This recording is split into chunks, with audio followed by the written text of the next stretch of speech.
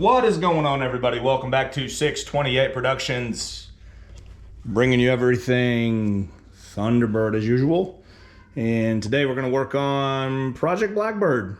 I needed to step away from old girl over there and focus a little bit here just to, again, recenter myself. And this poor car, it's been neglected, man. It's just been sitting here, sadly, almost 2 years. With what you see here. That's pretty bad. But today I'm gonna kind of do a little revamping of the engine bay. We're not really adding any performance to it, but just making it look more presentable in terms of factory appearance. It's very dirty. In addition to being very dirty, a lot of the powder coatings have come off. Like the tensioner here is gone, most of it off of the blower. There's some hardware that doesn't belong. For instance, here is a ground wire that somebody just added in. Mind you, there's a factory ground wire, so that's pretty fun. As you can tell here, water pump has just some miscellaneous hardware. I don't know what's going on there.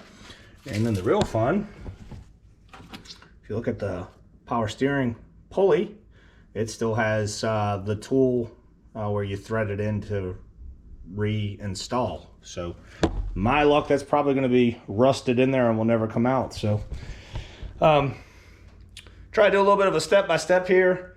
I figure if I show you how to take the top end of the motor off, that you know, kind of gives you a little bit of a direction on head gaskets. I know that's always a hot topic on the forums. Everybody's wanting to know a how-to on the head gaskets. If I get you this, you know, to where I'm going to tear it down, you should have a pretty good foundation to be able to get the heads removed. But let me go ahead and grab some tools and start the process. All right, so the first thing I would do if I were working on this and it weren't already partially tore down is I would take out the airbox. If this is your first time in the engine bay, it's pretty straightforward. You're going to undo the connection for the MAF sensor, excuse me. You're going to take off the two clips. There is a connection that goes to this breather tube. Breather tube goes across and it's in the valve cover. And then lastly, you're just going to undo the screw for the clamp tension. So you can use a flathead. I believe also an 8mm is the standard stuff.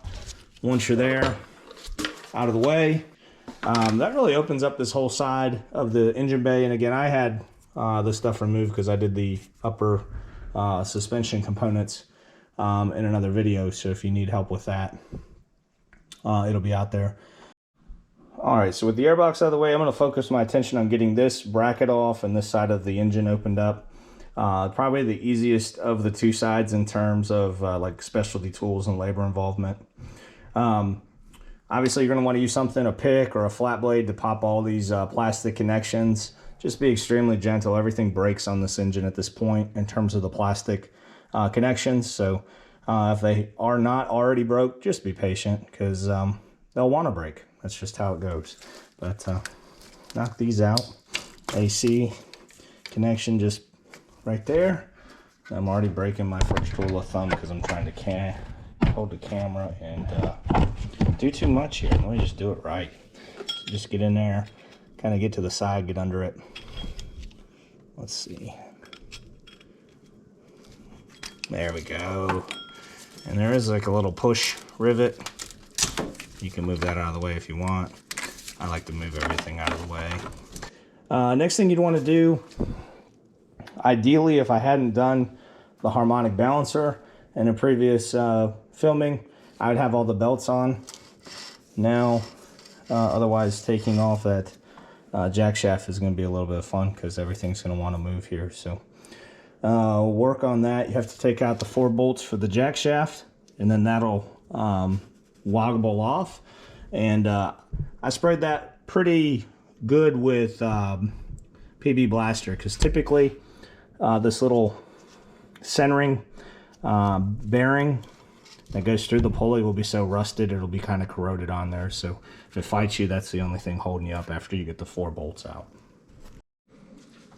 All right, and these are 7/16. I'm going to do the old ratchet and wrench kind of situation here. Let me get some leverage going real quick. There we go. Old school method. Good gracious, they do not want to move. There we got two. And again, you're going to need to do this if you're installing like an underdrive or overdrive pulley set. So, standard stuff. All right, we got three of them. Let's see if we can't get the fourth one here.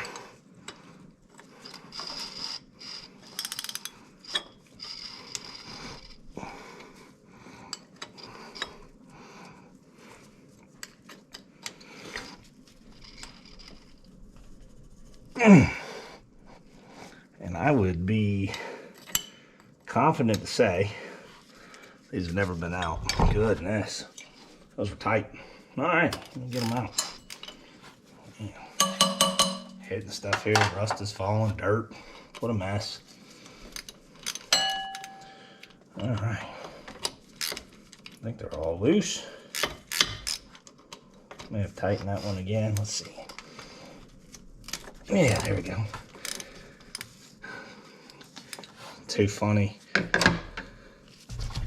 I was squeezing this belt to give me leverage and it split in half. If that gives you any idea of just like how bad a shape everything is in here. All right, let me get that off.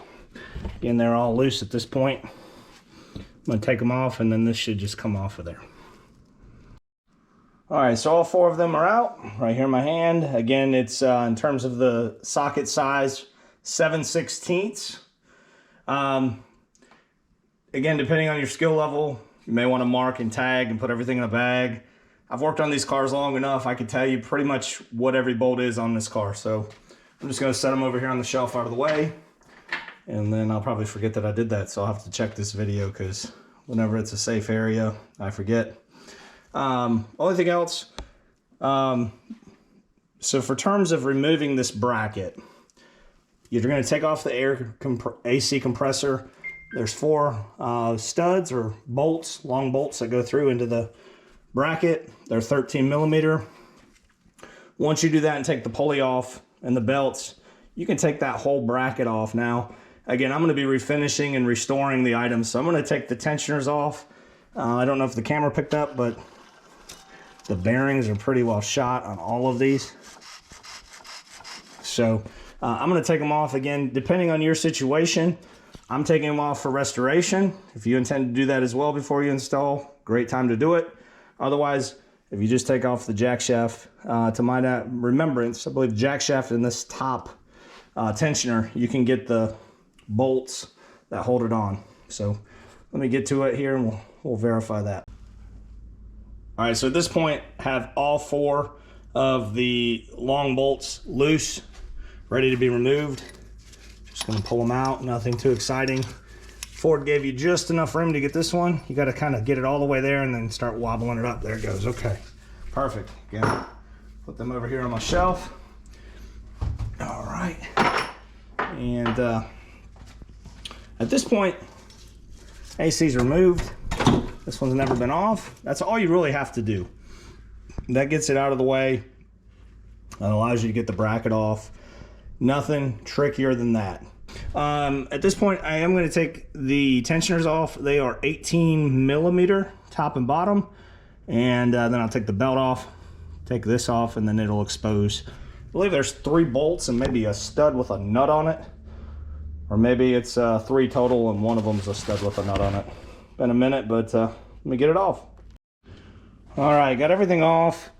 As I expected, as you can see, it's rusted. I had to take a little hammer and bang it off, but check this out. I mean, comes off in a whole sheet. That's interesting. I don't know. I guess maybe the AC condenser leaked over time. I don't know.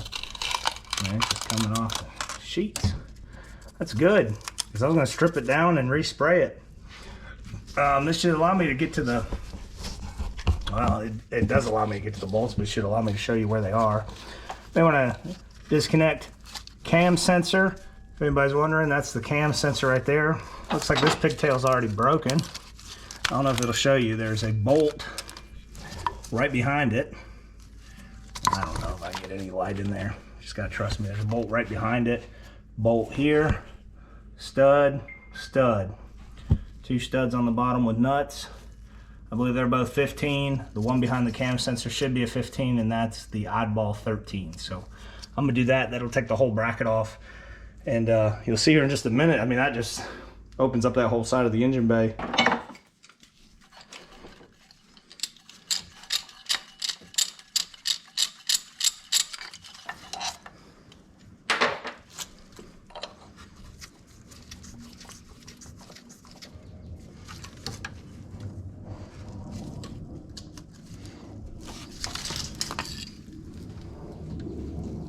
Alright, so at this point everything's removed. As you can see, it opens it up.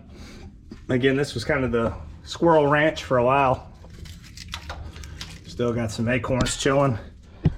Shoot, they even got them behind there in the jackshaft bracket, so yeah, I'm just glad to get this off. And that's probably why a lot of this coating is just coming off. I think it's a lot of animal urine. Animal urine kind of dominates any kind of coatings from my experience. And that's all right. We'll get it recoated. I did the best I could here, but look, there's still leaves and stuff. I need to really hit this with the power washer when I can, but that's all there is to the passenger side. If you, this again is on a 94, 95. If you have an 89 through 93, it's all pretty similar. The only difference is you can actually unhook the crank sensor up in that area. Or on the 94, 95, it's a different crank sensor. That's about the only variance. All right, first item you want to take out is the intercooler. I took it off so I could actually show you. There's 2 bolts with nuts on them on the top. Same on the bottom. There should be all 13 millimeters. And then if you have the factory intercooler in, there's kind of like a bellows. There should be like 2 little S-clip tabs that kind of hold that in place. This one didn't have it. It's not on the radiator, but usually you got to kind of push it down and back so that it'll come off those clips, and then you can take the intercooler out. All right, so at this point, got the top off. Again, this stud here, what did I do with it? I thought I threw it. Nope.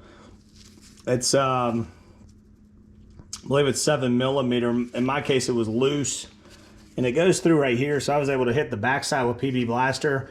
And then as I wiggled it, I threaded it forward and back, and it just came out with my fingers, so that was kind of nice. Top, it's just 4 10 millimeter bolts there, and then it comes off. Probably going to look like any other one that you take apart. Going to have some oil on the rotors. That's common. Just leave it in there. Actually talked to the guy with Eaton Performance on the Power Tour. He said the dirtier those are with oil, the better that they run, is what they found when they were doing the tests back in the early 80s and 90s when they were. I do notice that there's a warranty sticker on the power steering pump, so maybe that explains that bolt. I really just want to get all this out of the way so I can understand why this is here. People kill me. I don't understand why, you know, just clean up the ground that's right here.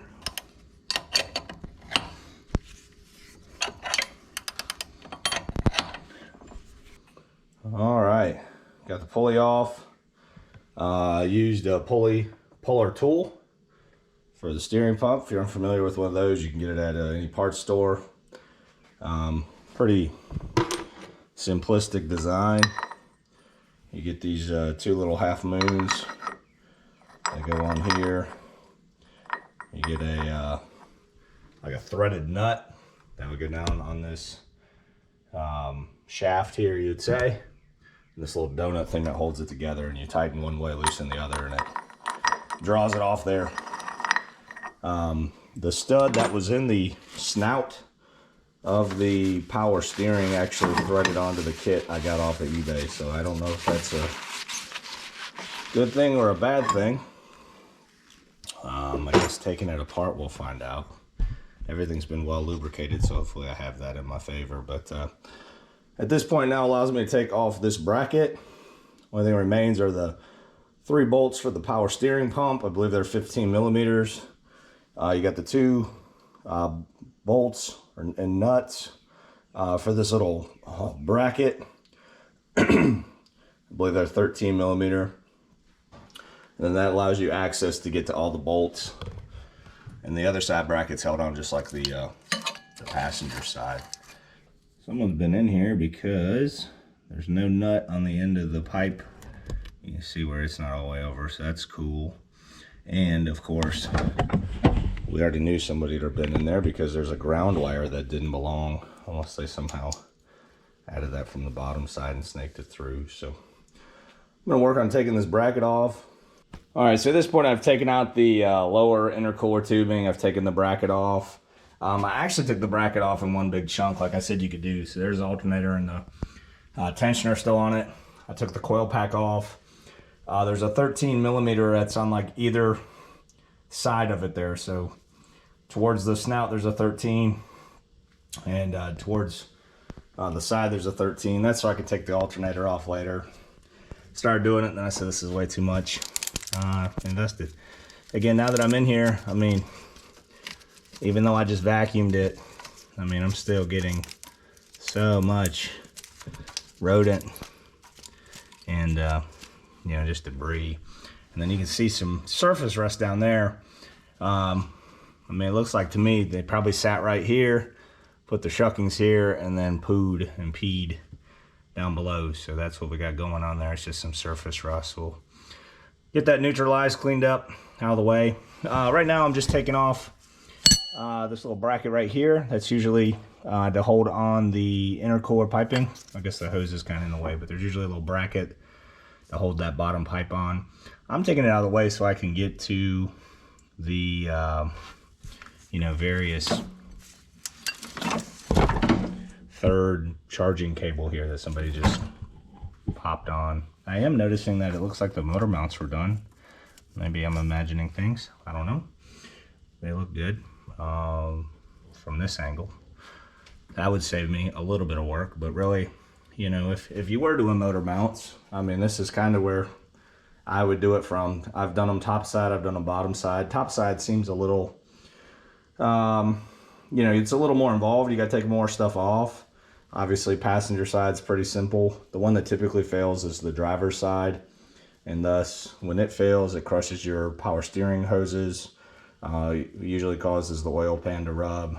You know, those are the more common Super Coupe things you'll hear about. But, you know, to get to the driver's side, you got to pretty well take off, you know, the vast majority of stuff. But, you know, it's starting to look like a standard V6. It's a pretty straightforward engine once you have the brackets off. The blower, again, the only thing holding me up is there's the EGR connection in the back. There should be 2 10 millimeter bolts that hold that onto the back plenum. And then the only thing else that's holding it on these 3 bolts. And then it'll come off as one big unit. So nothing too difficult at this point. It's just getting there. To take off the Supercharger with the EGR, it's best just to take off that cowling. You know, take off the wiper blade. I'll show you how I did that here in a second.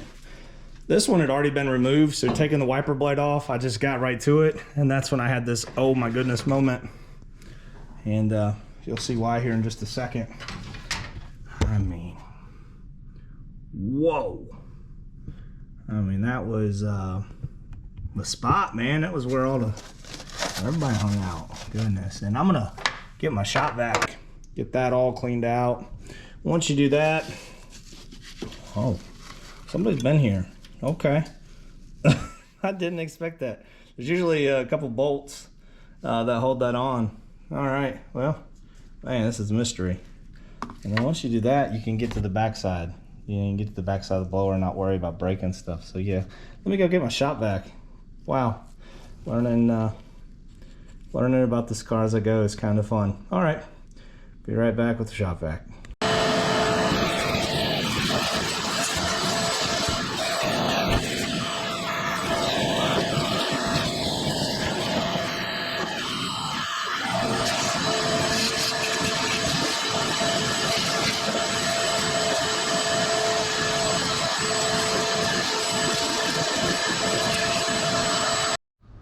All right, got all the pulleys off, and I got both the pipes off camera because there's really no room to film and work and so forth. I removed the two EGR bolts. The first EGR bolt's right here. It's pretty accessible. I just use a 10 millimeter quick wrench.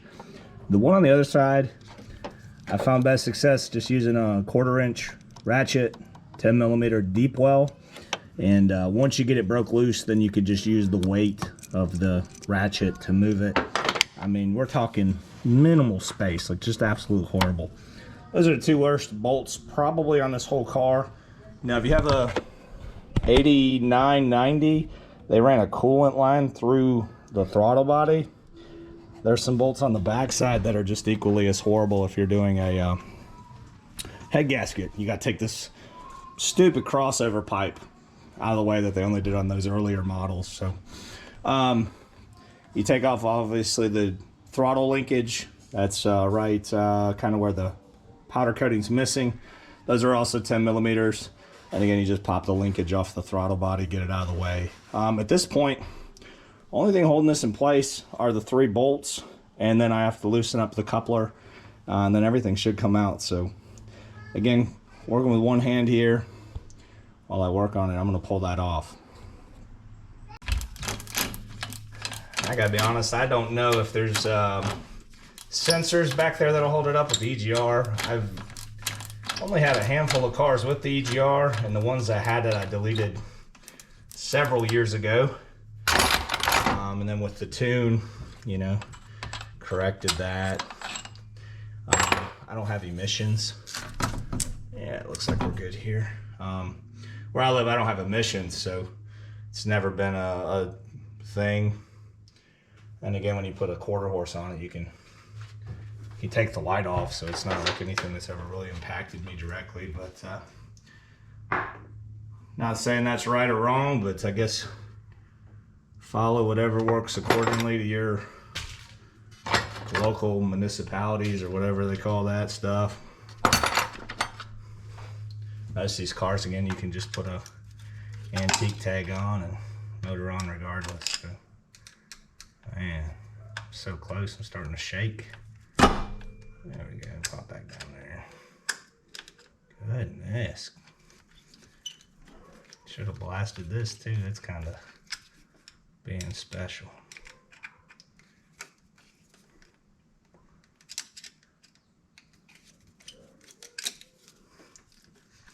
That should be enough. Guess I'll grab some pliers. Just got to undo the vacuum hoses and lines and stuff, and this should pull out. I want to say there's a plug on the EGR, that silvery looking deal. That's the sensor. Once you get it out and about, you can unplug it. Also got to unplug the throttle position, idle air sensors, and then this should be ready to come. So let me go grab some pliers. All right, I have everything disconnected. Should just slide on out.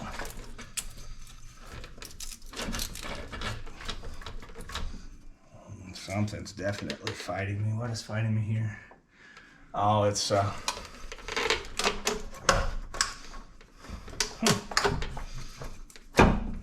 it's the EGR. I'm trying to remember the guidelines here. It's unbolted. What's the actual sensor? Okay, sensor has a 10 millimeter that holds it on. All right, let me take that out. It's been a minute here. It might be an 8. That's unique. Huh. Alright, well, I may have answered the questions here that I just presented moments ago. Let me get an 8. See if that don't clear us. I got it loose. I'm gonna hit it with the blaster. Zip that out. I think that's the only thing holding us up again now. Having that EGR on so long, and then it was like hit or miss. Ford put it on one year and then left it off the next, and if you had a manual you got it, or if you had an auto you got it. It was really, I don't know what their deal was. If you're car was sold in California, you had it, but if it was sold in another state, you may not have. You know, it was just kind of random. Man, this will probably be usually what Ford will do as well, if it's in a horrible position, they'll put a bolt that's like 4 times the length that it really needs to be, just so that you can really work on your vocabulary. I would expect that to be true with this bolt here.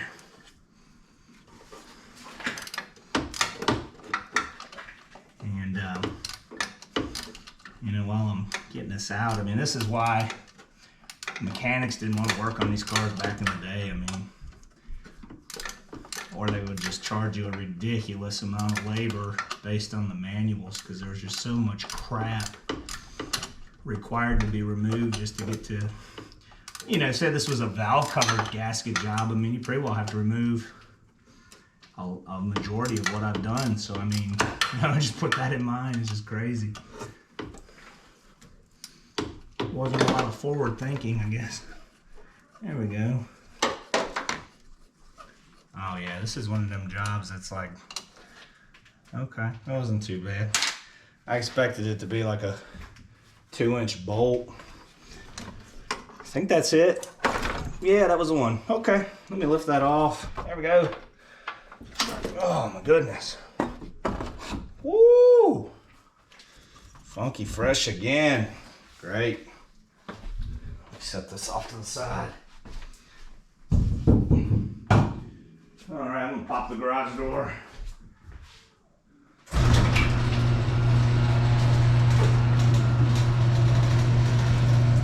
All right. Wow. Yeah, I'm glad I got that off. Again, this shines a little more light on what I had to do here, since you can actually see now. I took the 2 plugs off for the sensors on the throttle body, just tuck them out of the way. You have 2 bolts. Oh, get the camera angle here. Got 2 bolts that'll hold the EGR on.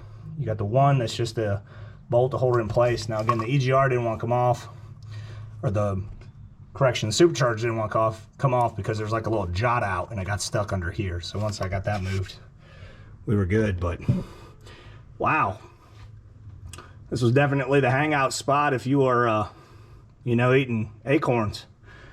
Wow. Well, get that cleaned up. Again, that's just all surface garbage at this point. I'll get it vacuumed. Once I get that vacuumed, I'm going to take the back inlet off, and actually at that point I'm going to send everything that's top side off to be painted. Again, I got a buddy at the school vocational department for painting. He said he'd help me out. So to take off the back, you can get the 2 in the front, and if memory serves me, you just have enough room where if you use a long extension, you can get in there, and they should all be 10 millimeter to remove that, and then you got everything off. If you're doing the head gaskets, you're pretty well there. I've gotten you down to the long block if you're watching the video for those purposes. Your fuel rails have to come off. There's 2 screws on either side. They're either a T27 or a T25, just off the top of my head. You know, you don't even have to unhook the main piece. You can if you want, or you can just flop it off to the side. I usually just flop it to the fender, and then, you know, you're there. Rest of it's pretty self-explanatory. Then the reverse operations. And I know a lot of people always ask how you do head gaskets on these. I mean, you're there. Again, I'm trying to dress it up. I'm going to take off the thermostat housing. Typically, you don't have to do that. Once you have everything out of the way, you can take that all off with the intake setup. So, you know, a lot of my stuff is just to make it look good. I'm going to get the valve covers painted, everything back to stock appearance in terms of color and cleanliness, and then get this one together. So I'm going to work on that. Again, kind of hard holding the equipment, dirty hands, you know. A lot of this is pretty self-explanatory. All right, guys, just picking up. Don't know where I left you off. I gotta be honest with you. I've been doing this kind of in my spare time in the evenings, on lunch breaks at work and stuff, since I work from home. But at this point, got everything tore down. Vehicle obviously is kind of trapped in the garage. I've bought a bunch of different cleaners here. I got the gunk engine foam. I got some extreme purple power. Let me get that to set there. Okay. Since I am kind of stuck in the garage, my idea here is I bought just an everyday like throw for painting in your house. Just some plastic throw, you know, real cheap. I think they're like $2-3. I'm thinking I'm gonna come down the side here, kind of wrap it around the car underneath, bring it up, and then make like a slip and slide almost, so water will run out into my driveway, and then I can pressure wash. And I think I can get away with that if I just duct tape, you know, it around, kind of like a U shape, bring it out. That's the idea here. I'm gonna work on getting that done. Otherwise, only thing else I'm gonna remove on the engine, once I have it degreased, I'm gonna take the valve covers off on either side, and I'm gonna take the rear plenum piece off. You can see I've already removed the front 2 bolts, if the camera pick up on that. And then I was like, well, I gotta pressure wash this. That's just another thing that I could potentially get water in. So I'll just plug that up there with a rag. Everything else should be good. Then I can really just go to town, clean this off. You know, if you were doing motor mounts now would be a great time. Or if, you know, you're watching this video because you're doing motor mounts, I mean, you're right to them on either side. Have it here, have it there. I happen to have some motor mounts kicking around from another engine project. These are the factory motor mounts. They're liquid filled. And then the ones I have kicking around, here's a solid one. So the solid ones are the way to go. Usually the liquid fill fails on the driver's side first, and then where that one rocks, it also fails the passenger side. I've seen it, again, I've parted out several of these cars. I've seen it a couple different ways. I've seen where just the driver's side is solid, passenger is still the liquid. Again, that's what came off of that parts motor right here. I've done solid on all of my cars, like the white car. It has solid both sides. You don't notice any drivability differences. Truly, I think solid should have been in there from the start just to have one less component that would fail. So really preference there. I know on some cars you put solid on, you feel a lot of the vibration of the drivetrain in the cabin. It's typically not true of this vehicle, but I'm a visual kind of guy. Driver's side, there's your different mounting points. You got 3 up top, and then there should be 1 here on the actual K-member. And then again, passenger side, you got the same 3.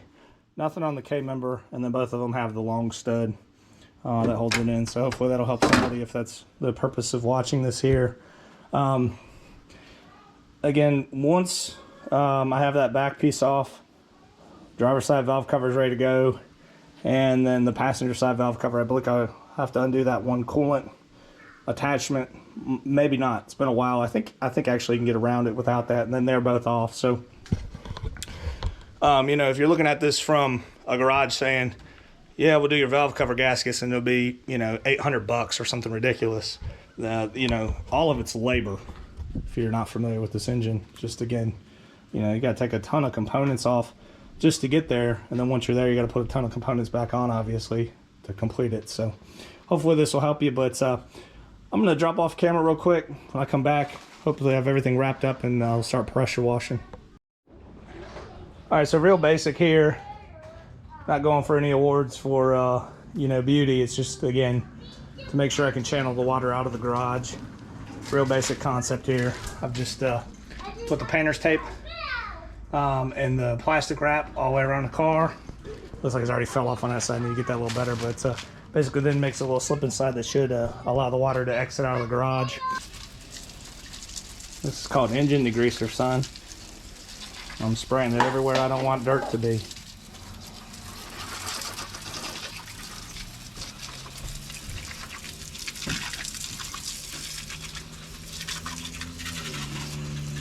What happened?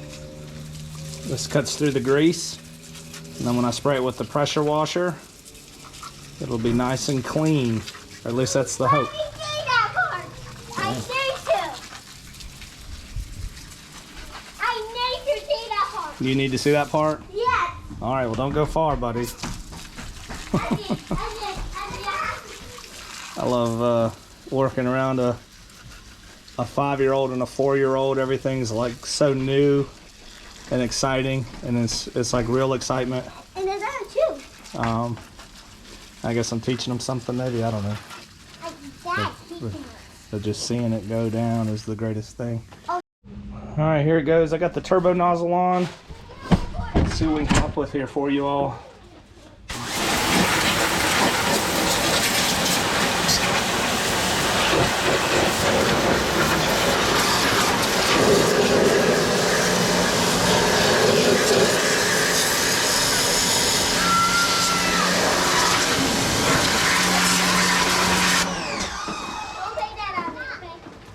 Alright, yeah, and it's running.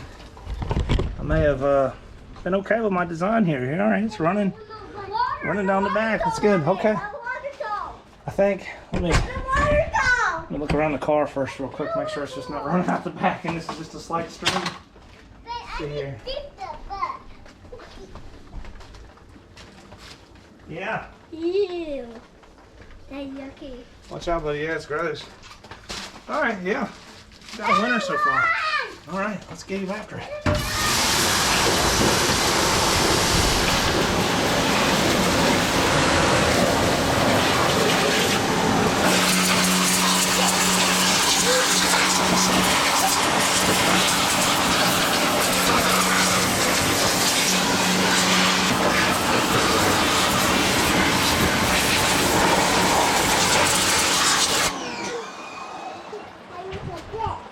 Alright, so I'm pleased with what we got going here. You know, it's all pulled down. Hey, don't make our lake. It's gonna drain out.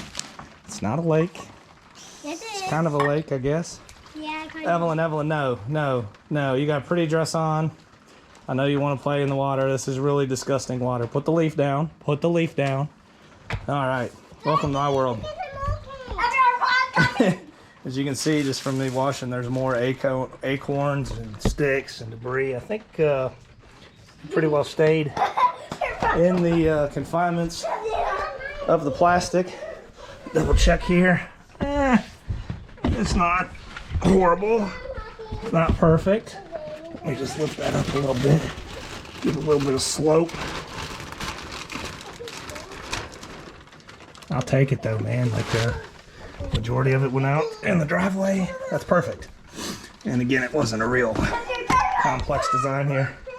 And the kids. Hey, you guys do not touch that water. It's disgusting. It's dirty engine contaminants, please.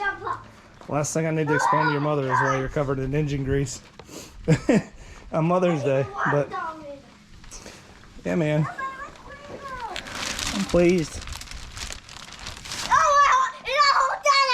Son, please calm down. I mean,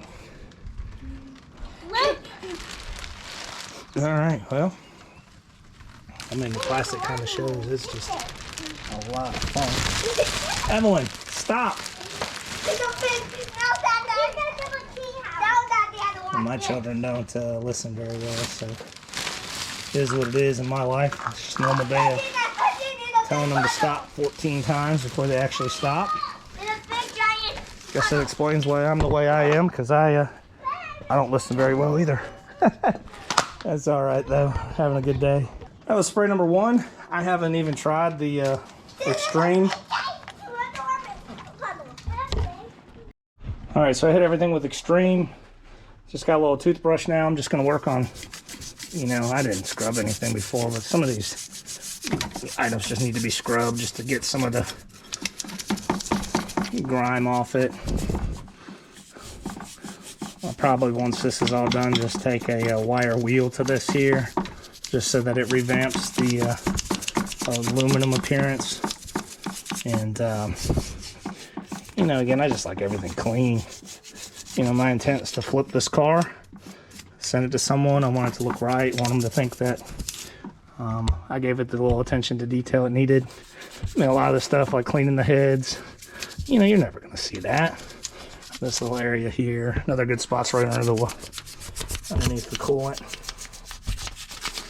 Again, that's just me being OCD. I want this person to, whoever buys this car, I don't have anybody in mind, but I want them to at least feel that it was given the attention that it was deserving in its second life. There is something that's immediately jumping off to me right now, and it's the fact that the injectors are not blue. And I always believed that the 94, 95s had blue tops. These look like 30-pound red tops. All right, so I got everything where you can actually see what I'm talking about now. This stud in the back, it did have a nut on there, and then EGR bracket goes down on there, then you got to take that out. There's just enough room. I don't know if you can see here. How Ford made this bracket, there's just a little bit of like an indentation right there. Let's see here. Yeah, where you can get an extension down there to get on things. The only thing that's holding us in right now is just, again, there's the fuel pressure regulator and a little vacuum line that goes over. So I'm gonna pop that off. Then that's out. I'll have access to the valve covers on both sides, get those off so I can send everything off to be painted. And I mean, guess that's where I'm gonna wrap this one up today. I don't really have anything else to do. I'm gonna send everything off to the vocational school. They're gonna paint, let me see if I can get some sun on my face. There we go. I'm gonna send everything off to the vocational school. Anything that is gray, they're gonna paint gray. Anything that's black, they're gonna restore to black. I'm gonna paint these myself, so should look pretty good. But just trying to get this thing looking like a Super Coupe engine bay, stock formation, clean. And again, I've said this a couple times, this is probably just gonna be a driver quality car. It's a high mileage, it's been battered. Once this is done, suspension's been done. Interior may not look like it, but it's pretty close to finished. I mean, I got a new headliner in there. The seats have been redone, the carpet's been redone. I have to redo the odometer gears, repaint all the surrounds, put a radio in it, which it's somewhere. Again, I've been accumulating parts. I mean, we got the Cobra R's on here, and it's just really the body stuff. If it were mine, if I intended to keep it, I would tint the windows, but you know, I'm gonna send it up the road, so probably just leave them clean as they are, just due to the fact that everybody has their own personal preference. And again, that's just more expense on something I intend to flip anyhow. So appreciate you. Today was a little bit of a longer video for me. I know it's probably, you know, very quick here after I edit it out, but it's a process, you know, and I'm enjoying it. It's gonna be new money here in a minute. I have the utmost faith that the vocational kids will paint everything nicely.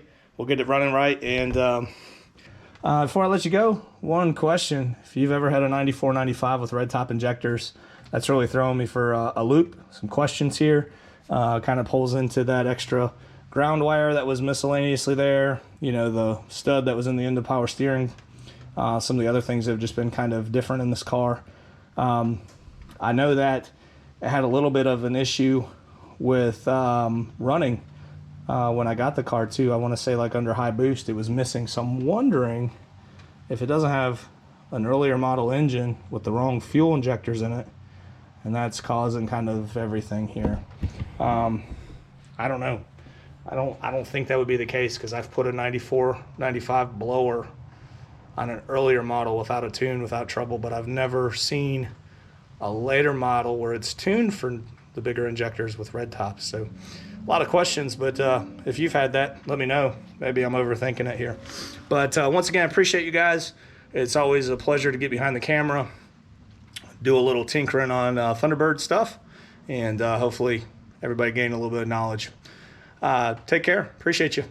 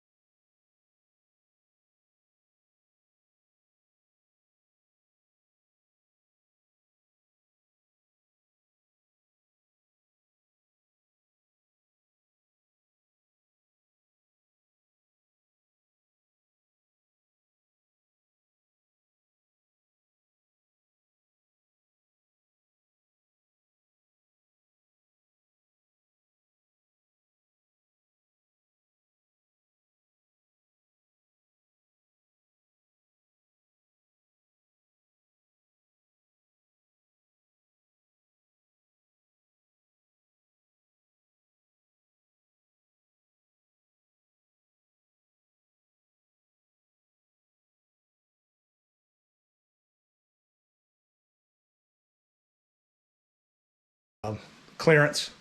I got the plug wires for $9, for instance. So it's awesome, you know. Look, I mean, you can see all the crap that just, I mean, my gosh, that engine bay was funky, but you know,